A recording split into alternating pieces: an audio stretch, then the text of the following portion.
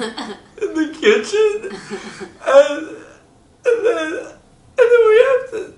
I will say I've never experienced onions this strong, like all the way from out of the kitchen. This time we wanted to kind of get some questions from our friends and our viewers and whatever you guys wanted to know that maybe we didn't answer last time about the specifics of our process. And we got one question from Cassie Nassif. He asked, what are our 5 top items, baby items for travel? Okay, top 3 things that we bring with us on our trip. Number 1 would probably be the Baby Bjorn travel crib. We invested in that. It was a great investment. It's light, compact. Jen can carry it. Which is important. It's very important. Or else Rahul's stuck doing it. Yeah, and it's like eventually you got to give the pack mule a break.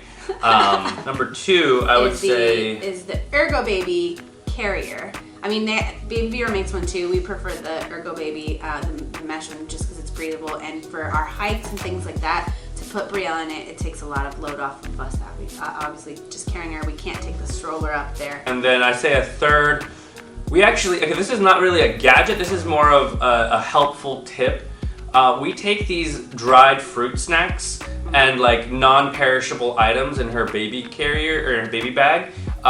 Reason being, like when you're on a long road trip, no matter how many breaks you take, the baby's gonna have a hard time. Like, Brielle's really good in the car. She usually falls asleep, but 7 hours is long for anybody. We were on the road for 9. 9 hours is long for anybody, even with breaks. So what we do is to minimize the breaks and get to the place as soon as possible. We try to give her like little dried snacks so we don't have to take breaks. We take snacks as well, so the longer we're on the road, just get there, then we can just get out of the car and relax. Versus like these breaks are kind of like, you pull the baby out, you're like, you think you're helping, and sometimes you do, obviously to change and stuff like that, but like majority of the time, you're misleading her. Like for her, she's like, oh, we're done, cool, we've arrived. And she'd be like, get ready to like play around, and then like an hour later, we're back in the car, and it's like just a prolonged journey. I also think what helped us, and everyone is different and every baby is different, but for us with Brielle, from the get-go, we knew we were gonna be traveling before she was even born. So what we did was immediately, we were constantly taking drives, even after 2 weeks, 3 weeks after she was born, where she got used to the car and distance in the car, whether it be like for an hour or... It's like conditioning, like training her. Right, so because we didn't wanna adjust just how we are and how we live our lives fully when Brielle was born. So we wanted her to get used to, this is the car, you're gonna sleep in it,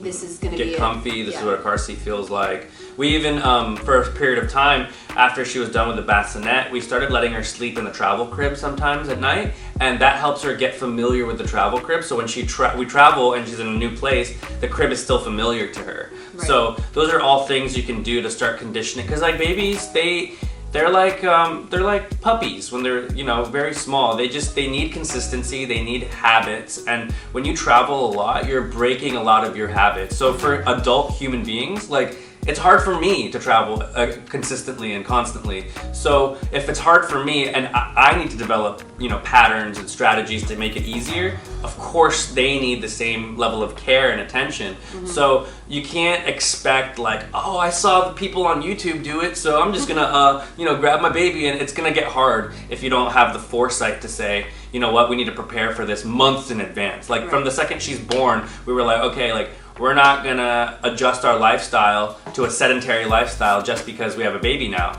Like that's not how we do things, And so we were like, okay, we're gonna start from the beginning, getting her used to people, getting her used to travel. Why'd I say people? People, because sometimes we're gonna travel and she's gonna have to stay with other people. Right. And babies, like the toughest thing is sometimes when parents have to leave and the parents are like worried, like, oh my gosh, is my baby gonna be okay? And then the baby's like, I don't know, where's my parent, Yeah. Versus like if we got her used to like our group of friends and our group of community early, we're comfortable because we've started to get used to, okay, cool. This is what it feels like to be away from her. Like, because parents need that too.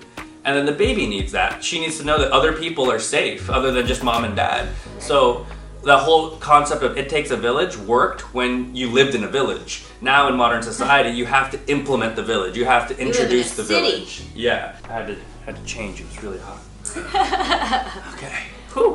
All right, from winter to Hawaii. Yeah, it's crazy. It's Los Angeles. It's actually November, so it's hot. So this time it was a little different. Pause. Oh no. We have a little friend. Just 1 second. Oh no. Jen, it's a red jumping spider. You gotta get it before it jumps. You gotta. Jen! It's a jumping spider! It's gonna jump! You gotta get it bigger! What, you're gonna suffocate it in the box? No, I'm gonna slide the thing underneath it. Okay, so now I need the top. Oh my gosh. What is it doing in our home? See, that's the spider that I was trying to get Are you out sure it's a of. red jumping spider? I'm positive. I researched it. This was I saw it jumping, so I'm confident of its jumping capabilities. This is a spider. Hey, sorry to wake you up. That was my bad. Well, it's time to go soon anyways. Yeah, sorry about that. Probably a good It's stopping like, what? point. Yeah. Yeah.